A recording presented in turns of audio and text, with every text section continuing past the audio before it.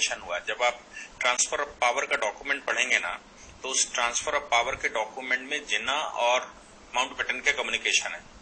जिन्ना कह रहा है कि हिंदुस्तान मुसलमानों से तुमने अंग्रेजों ने लिया था और मुसलमानों को वापस क्यों नहीं करोगे, मुसलमानों से वापस लिया था, मुसलमानों को वापस क्यों नहीं करोगे, ये जिन्ना की पॉलिसी है। इसलिए हमको यहाँ का राष्ट्राध्यक्ष घोषित किया जाए। लेकिन उस समय ये संभव नहीं था, क्योंकि आंदोलन में तो कांग्रेस पार्टिसिपेट कर रही थी, कांग्रेस उसमें मेल रोल पे थी, और कांग्रेस लीडरशिप ही अंग्रेज से लड़ रही थी पूरी। उस समय की कांग्रेस लीडरशिप मतलब देश की लीडरशिप, कांग्रेस आज की कांग्रेस से उसको कंपेयर मत करिएगा। तो कांग्रेस मतलब आंदोलन में।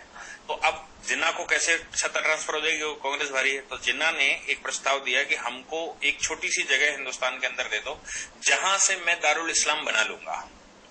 उस पॉलिसी के तहत हिंदुस्तान में इसका बंटवारा हुआ, पाकिस्तान दिया। पाकिस्तान ने कंसिस्टेंटली अपनी पॉलिसी जो शुरू की वो डे वन से यही थी कि हिंदुस्तान को कैसे दारुल इस्लाम बनाना, और इसी पॉलिसी के तहत नेहरू उनके चक्कर में आ गए और नेहरू और लियाकत अली समझौता हो गया। उस समझौते में हिंदुस्तान में मुसलमान रोक दिए गए और पाकिस्तान में हिंदू रोक दिए गए। उनको मालूम था हिंदुओं को तो हम वैसे ही निपटा लेंगे, लेकिन यहाँ जो मुसलमान हम रोक देंगे, ये मुसलमान किसी न किसी दिन हमारा सहयोग ही करेगा। ये उनको उस समय मालूम था। उस पॉलिसी के तहत 1947 में कश्मीर पर उन्होंने अनायासी हमला कर दिया।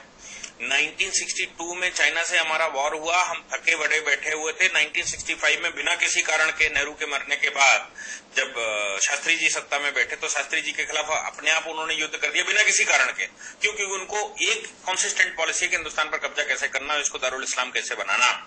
अब इस दारुल इस्लाम बनाने की पॉलिसी में ही उन्होंने वो कारगिल का षड्यंत्र रचा। उसके बाद फिर उन्होंने इनडायरेक्ट टेररिज्म भेजा और टेररिज्म भारत में फैलाया। फिर वहां से उन्होंने बाया दुबई रूट, बाया और तमाम तरह के रूटों से हिंदुस्तान में मुस्लिम पॉपुलेशन कैसे बढ़ाई जाए इसकी व्यवस्था, और हिंदुस्तान के मुसलमान को कैसे बरगलाया जाए और इस्लाम के नाम पर हिंदुस्तान में कैसे डिस्टर्बेंस किया जाए, इसके लिए उन्होंने भरसक वहां से प्रयास करना शुरू किया।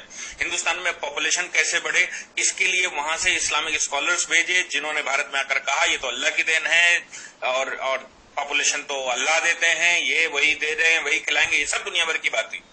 इस पॉलिसी को भारत में फल फूल में 70 वर्ष लगे और खूब फल फूल गया। समस्या ये आई कि 2014 में जो सरकार बैठी, उस सरकार ने इस पॉलिसी को कंट्रोल करने के लिए कुछ काम करना शुरू किया।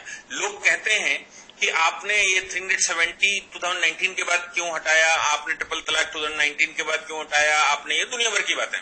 सोच कर देखिए कि सरकार उस समय कैसे बैकग्राउंड बना रही थी, कैसे वो ग्राउंड बना रही थी और उसने क्या क्या किया। आप सोचिए कि जो नोटबंदी हुई, उस नोटबंदी में सबसे ज्यादा आहत कौन हुआ? जो व्यक्ति लीगल सिस्टम में नहीं था, जो अरबियन कंट्री से पैसा आ रहा था, जो पाकिस्तान से फेस करेंसी आ रही थी, जो हिंदुस्तान में करेंसी लाकर दुनिया भर का खेल खेला जा रहा था, वो सारा पैसा कूड़ा हो गया। और कूड़े का मतलब ये हो गया कि वो लोग जो पाकिस्तान सपोर्टेड थे, बिना किसी रिटर्न भरे, बिना किसी लीगल सिस्टम में आए पैसा लगा रहे थे, उनका पैसा सब रद्दी हो गया। आज अगर वो पैसा होता सीएए के विरोध के दौरान, तो आप सोच सकते हैं कि हिंदुस्तान का क्या हाल होता। आज तो हिंदुस्तान में केवल पत्थर बचा है फ्री का, वो पत्थर चल रहा है। लेकिन अगर पैसा होता तो क्या होता? दूसरी उनकी बात जो वो करना चाहते कि हिंदुस्तान में पॉपुलेशन बढ़ाएंगे, दारुल इस्लाम बनाएंगे, गजबाए हिंद लाएंगे, ये सारी बातें जो उनके दिमाग में थी, उन सब पर 2014 के बाद रोक एक एक करके लगनी शुरू हो गई। क्योंकि हुआ जब